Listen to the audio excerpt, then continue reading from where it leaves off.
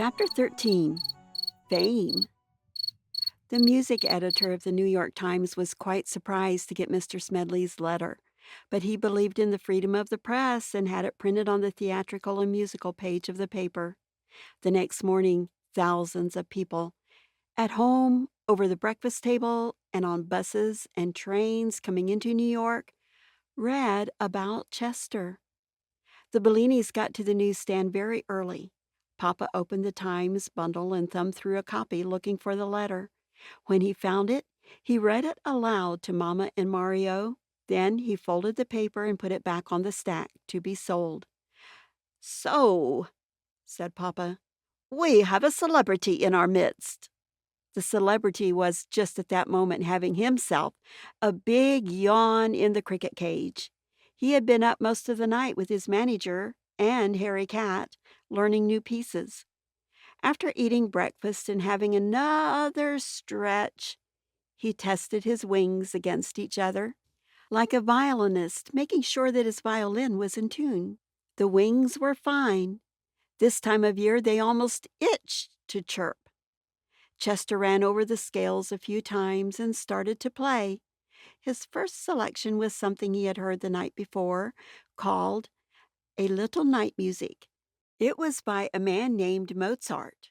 Chester and Tucker and Harry had all been delighted by A Little Night Music.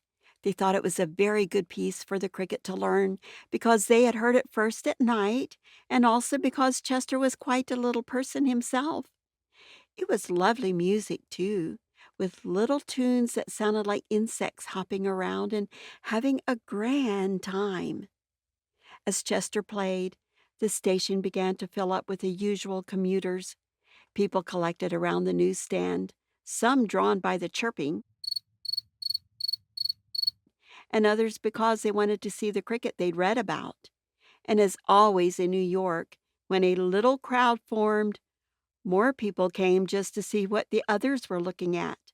Bees do that, and so do human beings. Somebody asked who was playing. "A cricket," a man answered. "Oh, stop joking," the first man said and burst out laughing. In front of him, a little lady with a feather in her hat, who was enjoying the music, turned around and whispered, "Shh," very angrily. In another part of the station, a man was reading Mr. Smedley's letter, and two other men were also reading it over his shoulder. "Oh, my," said the one on the right, "a cricket! Who would have believed it?" "It's a fake," said the man on the left. "Probably a record."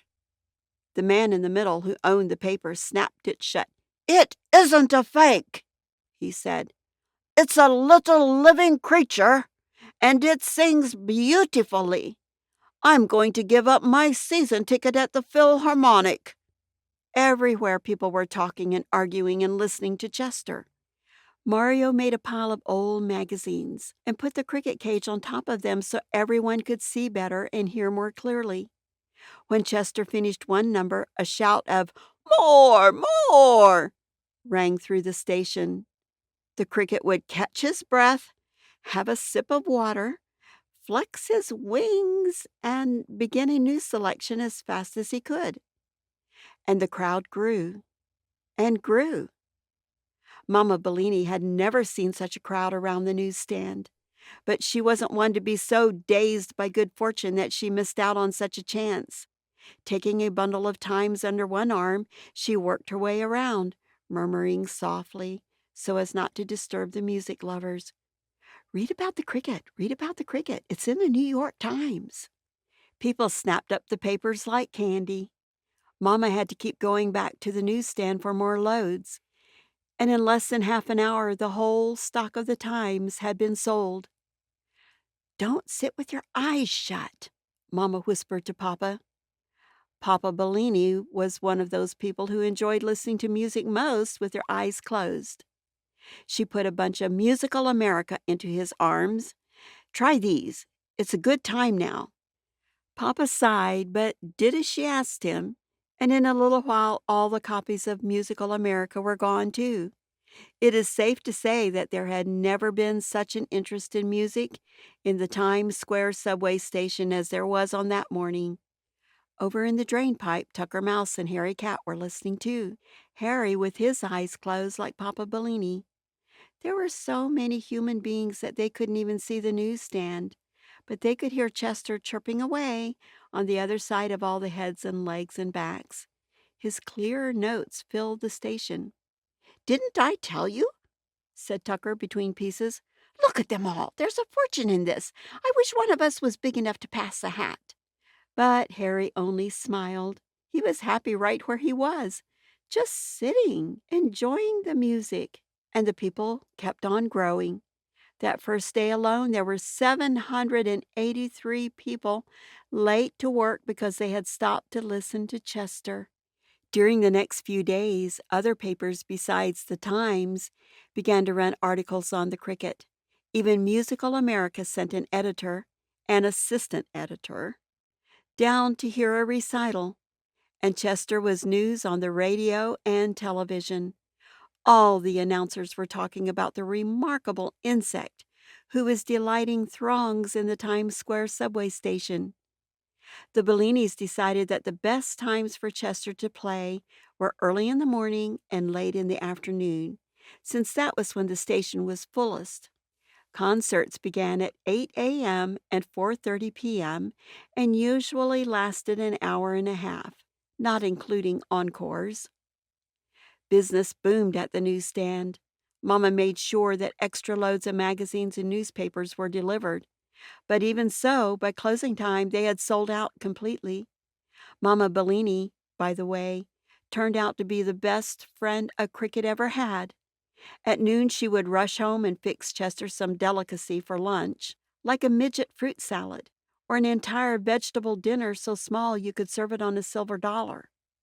Chester really preferred his mulberry leaves, but he ate everything so as not to hurt her feelings. Cy Fong, who had seen Chester's picture in the paper, kept Mario supplied with leaves. He and the Chinese gentleman dug out 2 collapsible chairs from his attic and came uptown every day at 8 and 4:30 to hear Chester's new programs. Mr. Smedley was there at least once a day, too. He brought a tape recorder and made recordings of all the new pieces Chester learned. And during the intermissions, there was always an intermission of 10 minutes halfway through the concert. He delivered short talks on musical appreciation to the audiences. So by Thursday, Chester Cricket was the most famous musician in New York City. But now here is a strange thing. He wasn't really happy. Not the way he used to be. Life didn't seem to have the fun and freedom it had had before. For one thing, although he thought that glory was very nice, Chester found that it made you tired. 2 concerts a day, every day, was an exhausting program, and he wasn't used to playing on schedule. Back home in the meadow, if the sun felt nice or the moon was full, or if he wanted to have a musical conversation with his friend, the lark, he would chirp because the mood was on him. But here he had to begin performing at 8 and 4:30, whether he felt like it or not. Of course, he was very glad to be helping the Bellinis, but a lot of the joy was gone from his playing. And there was something else. Chester didn't like being looked at. It wasn't so bad while he was playing. Everyone was quiet, enjoying the music. But after the performance was over, the human beings crowded around and put their faces down close to the bars and poked their fingers through. Souvenir hunters had taken his paper cup and even the pieces of mulberry leaves that were left over. Chester knew they didn't mean any harm, but he couldn't get used to the idea that millions of eyes were staring at him. It got so bad that when the concerts were over, he took to crawling into the matchbox and pushing up a piece of Kleenex to block the entrance. Then on Thursday, 3 things happened that upset him very much. The first was September. It was the first day of a new month. Chester happened to glance up at the top of a copy of the Times, where the date was and there he saw it. September 1, a new month, and a new season, too. Autumn was almost upon them. For some reason, the thought of September, with all its changes, made Chester feel very small and lost. And that evening, while he was playing, a brown leaf, the first leaf of the fall, blew into the station and landed right next to the cricket cage. Now, this leaf had come from New Jersey. A playful gust of wind danced it over the Hudson River and up 42nd Street and whisked it down the subway entrance. Chester was in the middle of a song when the leaf came down. It was such a shock to see this little reminder of all that was happening in the country that for a moment he couldn't continue. But then he realized where he was and forced himself to go on. Mario was the only one who noticed the break in the playing. But the worst thing happened after the concert was over. Chester was leaning up against the matchbox when suddenly 2 fingers began to work their way through the bars of the cage toward the little silver bell. It wasn't Mama's fingers, or Papa's, or Mario's. Chester knew the hands of the Bellinis. Somebody was trying to steal the bell. The cricket, just as the man was about to pull it down. Papa turned around, saw what was happening, and shouted, "Hey, what are you doing?" The man disappeared in the crowd. Mama and Mario had been outside selling off the last of the day's papers. They came running back to the newsstand. "What is it?" panted Mama. "A thief," said Papa.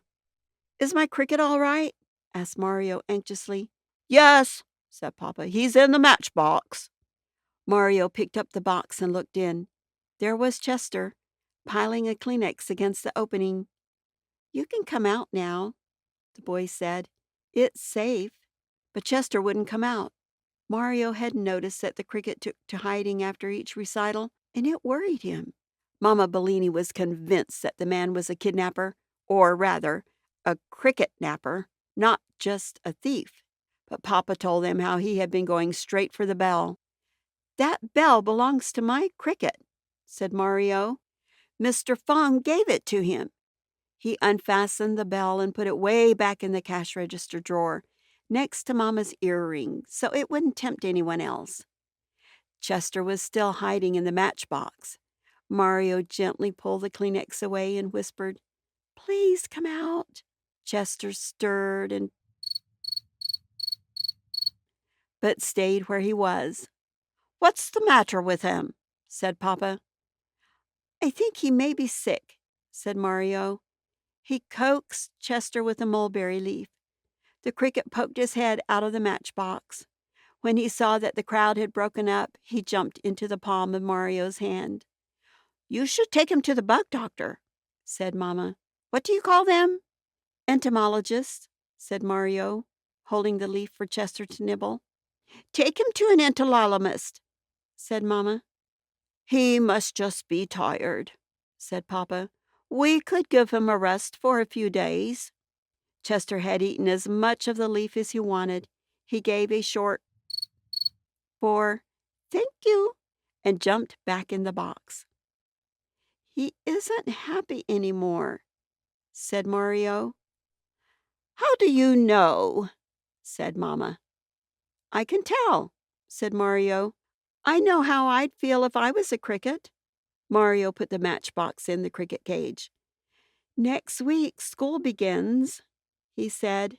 "You've got to promise you'll take good care of him while I'm not here." "We will, Mario," said Papa. "We like him too, you know." The boy stood looking down at the cage.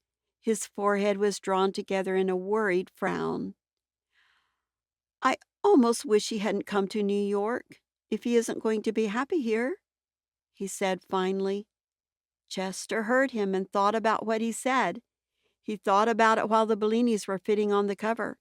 And later, in the darkness, after they'd gone home, he was still thinking about it. Then quickly, like a lock snapping into place, something was decided in his mind.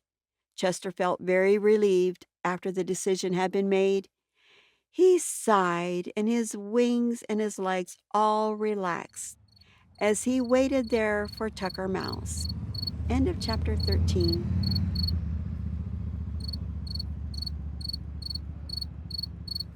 Chapter 14, Orpheus.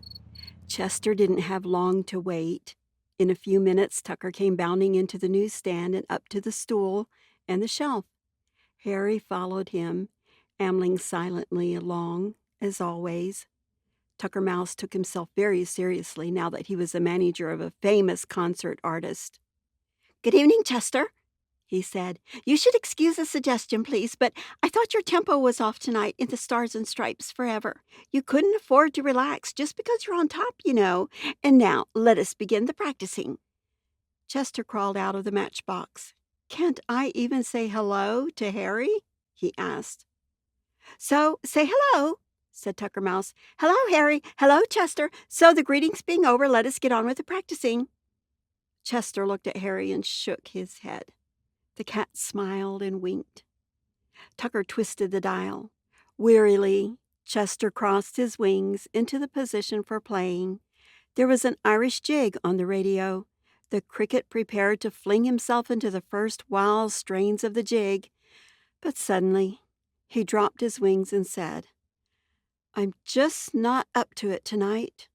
"What's the matter?" asked Tucker. "I don't feel like playing," said Chester. "You don't feel like playing!" the mouse exclaimed. "That's like the sun saying, 'I don't feel like shining.'"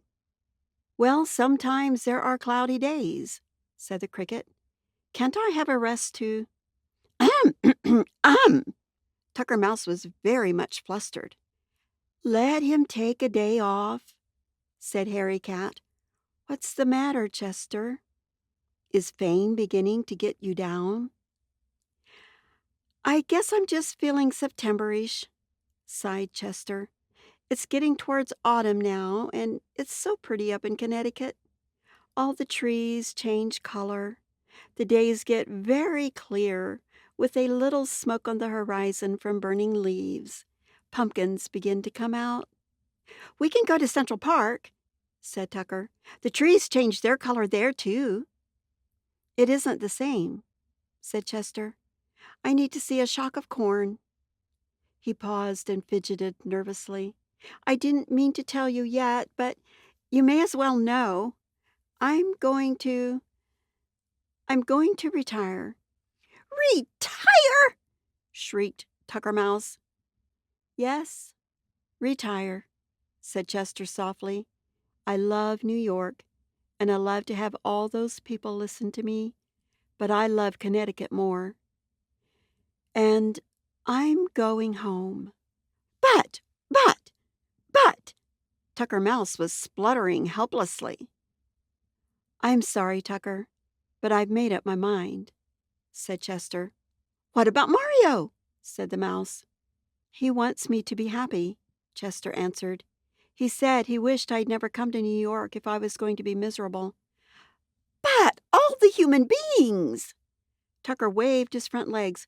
"All the suffering thousands your playing gives pleasure to. What about them?" "My playing gives pleasure to a lot of people in Connecticut, too," said Chester. "Who?" asked Tucker Mouse scornfully. "Oh, woodchucks and pheasants and ducks and rabbits and everybody else who lives in the meadow or the brook. I had a bullfrog tell me once that he enjoyed my music more than anything else, except the sound of rain on the pond where he lived. And another time a fox was chasing a rabbit around my stump, and they both stopped to listen while I was playing." "What happened?" said Tucker. "The rabbit made it to his hole," said Chester. "I began the fox's favorite song just as he was about to chase him again, and he stayed to listen. Now I couldn't do that for any human being in the subway station." "I wouldn't be so sure," said Tucker Mouse. He turned to the cat. "Harry, say something. Make him stay." "Yes, Harry," said Chester. "What's your opinion?" Harry Cat sat perfectly still a moment. His whiskers were wiggling, which was a sign that he was thinking very hard. "My opinion," he said finally, "is that it's Chester's life, and he should do what he wants. What good is it to be famous if it only makes you unhappy? Other people have retired at the peak of their careers. In all honesty, however, I must add that I will be dreadfully sorry to see him go." Tucker Mouse scratched his left ear, always a good sign. Something about that phrase, "peak of their careers," struck his imagination. "There would be a lot of glory, I suppose," he said. "Giving everything up just when he's on top? What a gesture!" The idea took hold of his tiny mouse's mind. "I can see it all now. At the summit of his success. That's the same as the peak of his career, isn't it?" "Just the same," said Harry Cat, grinning at Chester. "At the summit of his success, he vanishes." Tucker raced back and forth on the shelf. "The papers will go crazy. Where is he? Where did he go? Nobody knows. He leaves behind only a beautiful memory. How touching. How lovely." His voice cracked. "The only thing that worries me," said Chester Cricket, "is what will happen to the newsstand if I go." "Don't worry about that," said Harry Cat. "This newsstand has been touched by the golden finger of fortune. They'll probably make a national park out of it." "Do you really think so?" said Chester. "Well, even if they don't," Harry answered, "I'm sure the Bellinis will do very well. They're famous now, too." "So when do you plan to make it final?" asked Tucker. Chester thought a moment. "Today is Thursday," he said. "How about tomorrow night?" "Friday is an excellent day for retiring," said the mouse. "If I ever retire from scrounging, it will be on a Friday." Chester Cricket heaved a big sigh. "Oh, I feel better already," he said. "If you want me to learn some new pieces for tomorrow now, I will." "Why bother?" said Harry Cat. "Tonight's your last full night in New York. You may as well enjoy yourself." "Come to the drain pipe," said Tucker Mouse. "We'll have a party in honor of your retirement. I have plenty of food and no matches to burn the place up." So the three friends hopped, scuttled, and padded across to Tucker's home, where a fine farewell feast was held, and it was thoroughly enjoyed by all. The next day, at 5 minutes to 6, Chester was about to begin the last public piece he would ever play in New York City. It was Friday night, the busiest time of all. Besides the commuters coming home from work, the station was swarming with men and women who were leaving the city for the weekend on their way to Grand Central Station. But they all stopped to listen to Chester. There were so many people crowded around the newsstand that the police had to keep aisles to and from the subway trains open with ropes. The cricket had just finished his most beautiful concert. For his final encore, he wanted to play the sextet from an opera called Luci di Lammermoor. It was written for 6 people, but even though he was very talented, Chester could only do one part. So he took the tenor's music because it carried the main theme most of the time. They didn't know it, but Chester was playing the sextet in honor of the whole Bellini family. It was Papa's favorite of favorites, and Mario and Mama loved it too. Chester wanted them always to remember him playing this piece. As he struck up the first notes, a sigh of pleasure came from Papa Bellini, and he settled back on the stool with his eyes closed. Mama leaned against the side of the newsstand, resting her head on one hand. At the sound of the familiar strains, without her meaning to, a smile spread over her face. Mario was bending over the cricket cage, fascinated by the way Chester moved his wings when he played, and he was awfully proud that it was his pet that everyone was listening to. Over in the drain pipe opening, Tucker and Harry were sitting side by side. The animals were the only ones who knew that it was his farewell performance, and it made them feel solemn and a little sad. But the music was so sweet that they couldn't help but be happy, too. "It's a sextet from Luci the Murmurer," announced Tucker Mouse, who had become quite an expert on all things musical during the past week. "Too bad there aren't 5 other crickets like Chester," whispered Harry Cat. "They could do the whole thing." Then they too were silent, and for as long as the music lasted, no one moved a hair or a whisker. Chester's playing filled the station. Like ripples around a stone dropped into still water, the circles of silence spread out from the newsstand, and as the people listened, a change came over their faces. Eyes that looked worried grew soft and peaceful. Tongues left off chattering, and ears full of the city's rustling were rested by the cricket's melody. The men at the other newsstands heard Chester and stopped shouting for people to buy their newspapers and magazines. Mickey, the counterman, heard him and left off making a Coca-Cola. The three girls came to the door of the Loft's candy store. Passengers coming up from the lower level paused before asking the policeman for directions. No one dared break the hush that had taken hold of the station. Above the cricket cage, through a grate in the sidewalk, the chirping rose up to the street. A man who was walking down Broadway stopped and listened. Then someone else did. In a minute, a knot of people was staring at the grate. "What is it? An accident? What's happening?" Whispers passed back and forth in the crowd, but as soon as there was a moment of silence, everyone could hear the music. People overflowed the sidewalk into the street. A policeman had to stop traffic so nobody would get hurt. And then everyone in the stopped cars heard Chester, too.